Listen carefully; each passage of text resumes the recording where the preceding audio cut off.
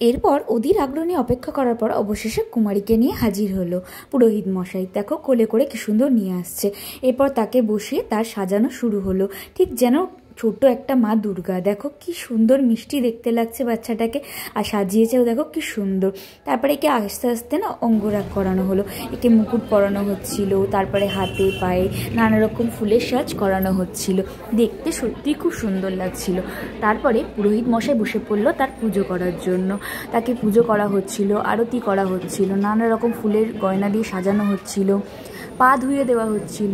দেখতে অসাধারণ লাগছিল, মানে আমি এত কিছু কী করে বলবো, মানে বলো, মানে এত সুন্দর জিনিস সবাই বসে বসে দেখছিল। তো আমিও এখানে বসে বসে দেখছিলাম আর একটু ভিডিও করছিলাম। দেখো কি সুন্দর দেখতে লাগছে, ছোট ছোট পা, সুন্দর সাজানো গোছানো, ফুল দিয়ে সাজিয়েছে।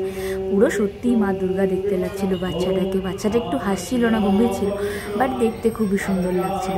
এরপরে পুজো শুরু হলো, আর তারপরেই দেখো এবার একটু দেখতে থাকো কি সুন্দর দেখতে লাগছে।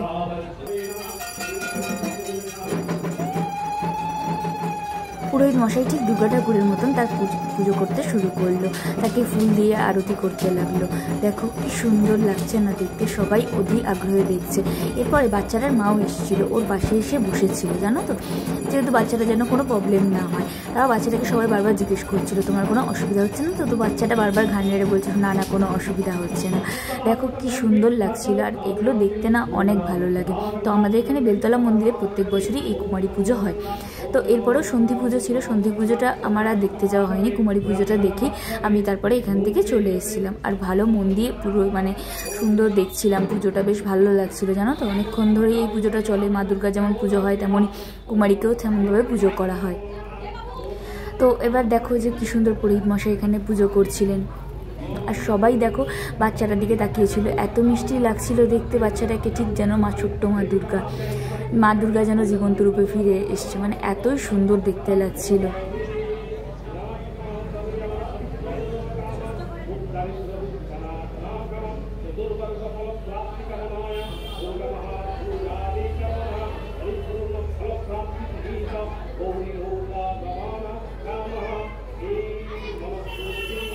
তারপরে এই যে দেখো আমিও এখানে বসেছিলাম, আর মা এখানে ঘুরিয়ে ঘুরিয়ে সবার ভিডিও নিচ্ছিল।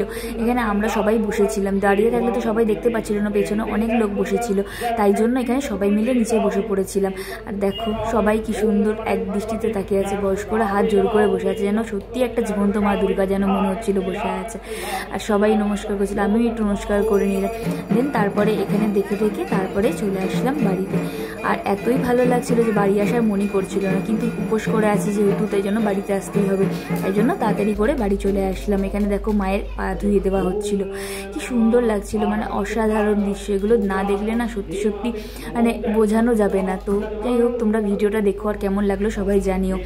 আর ভিডিওটা ভালো লাগলে একটা লাইক কমেন্ট শেয়ার অবশ্যই করে দিও। সবাই ভালো থেকো, আশা করি সবার পুজো খুব ভালোই কেটেছে, আর সবাই খুব ভালো থেকো, এইভাবেই সবাই পাশে থেকো।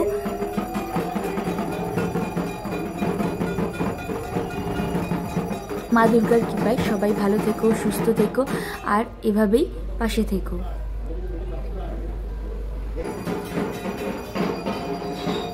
কুমারী পুজো দেখতে দেখতে ব্লগটা এখানেই তাহলে শেষ করলাম। এরপরে দেখা হবে অন্য কোনো ভিডিওতে।